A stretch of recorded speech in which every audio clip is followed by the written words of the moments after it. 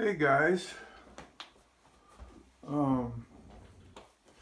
not feeling real good today, but you wouldn't know because, man, I woke up singing like I always do.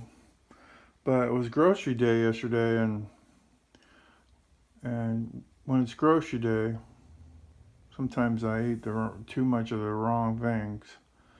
So I had throughout the whole day, I had they weren't giant bananas, but I had like a couple bananas and like 2 cups of strawberries, just periodic throughout the day, and yeah, my body was like, "You suck." Anyway, yeah, today or tonight, I want to talk about Ramblin' Rod. Um, when I was a little kid, when the dinosaurs were around, there was a show on our black and white TV set called The Ramblin' Rod Show. And every kid in the Northwest wanted to be on the Ramblin' Rod Show. Because here's a cool dude, and you got to watch cartoons, and most of all, you got to be on TV.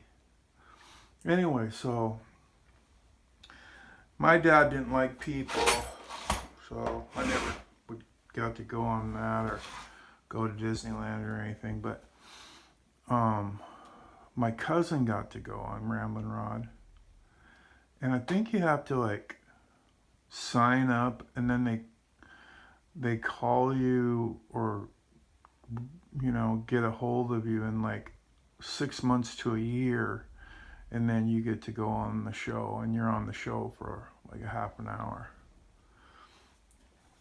Anyway, so I got to thinking, what if, say, I'm in 4th grade or 3rd grade or something, and Mork from Mork and Mindy, Robin Williams, he played Mork.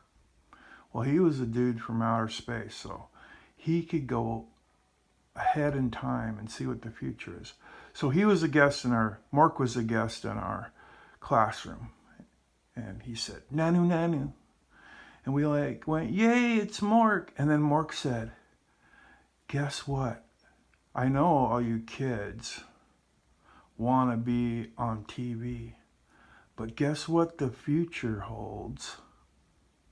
In the future, everyone gets to be on TV. Anybody that wants to be on TV gets to be on TV. And even people who don't want to get on TV, they find themselves on TV." That would have blew my mind. That in the future, everyone gets to be on TV. So, today, I want to talk a little bit about gasoline engines in model boats. And I don't know, maybe you could use this stuff in an airplane too, but I want to talk about throttle setup. You have a lot of options.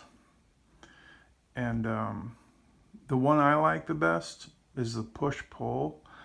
But there's a new one out where it uses a cable, like the cable drive on your propeller, and the cable hooks to the little nipple on the end of the carb, and then it goes from there and hooks right on the nipple that the servo horn goes on the servo. It clamps to both of those, I'm assuming, and that's how it rotates the throttle. But let me show you.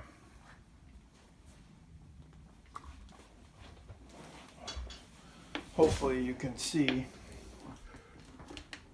The engine is here. I mean, the carburetor is here. And so you have this option. Cable. You can connect it to here. And you see this little arm right here? This goes on this little nipple that sticks out the carburetor here. And and then your servo goes in the other end of the cable. So you can hook up your throttle with a cable. And the other way that I was talking about, it goes on the end of here, and then this end goes your servo, and it turns it like this. And the way that I'm doing it right now is with bell crank. And I was looking through everything and I could not find my bell crank. Of course, after I built a bell crank, then I found a bell crank, but I couldn't find the dang bell crank. So I found this piece of aluminum. I don't know. It's probably 1/16, maybe thinner than that. Anyway, and I cut this square out of it, and I made this bell crank. And so, this is the bell crank I cut out with the tin snips. And see, this is how it moves the throttle back and forth. You hook your clevis on here, which goes to your servo, and just like that. And that's this L shape. That's a bell, what they call a bell crank. Well, there's a collar on here, and you can find those pretty much anywhere. Hardware store, hobby shop. And so what you do is you get a collar that fits this nipple, and then you get yourself a long, hope you can see that, screw, and then you put a sleeve over it. You can make a brass sleeve, which is probably better. I just use a piece of Tygon fuel line that was small enough, and you screw that down, and that's what your bell crank rides on. Bram, bram, bram. Anyway, and the other thing you want to do, I believe this is the Coil. I don't know. Anyway, it's the thing you need to make spark to your motor, along with this red, what is this, the magneto? I don't know. Anyway, I think this is the Coil. So what you need to do when you relocate your coil is this end here of the coil, it has to be grounded. So you make yourself a wire, get some of these connectors with the round holes or even the slotted holes. And I used two wires because I wanted to have a lot of spark, or a lot of hot spark. Hot spark is very important, especially if you run a little bit rich. Anyway, so make sure the connections are clean. So take a little piece of sandpaper, whatever, make everything clean, take off any corrosion. Anyway, so I made this wire, and then it just goes to here to the ground. So, because when I tried to start this, it had no spark, and everything was connected.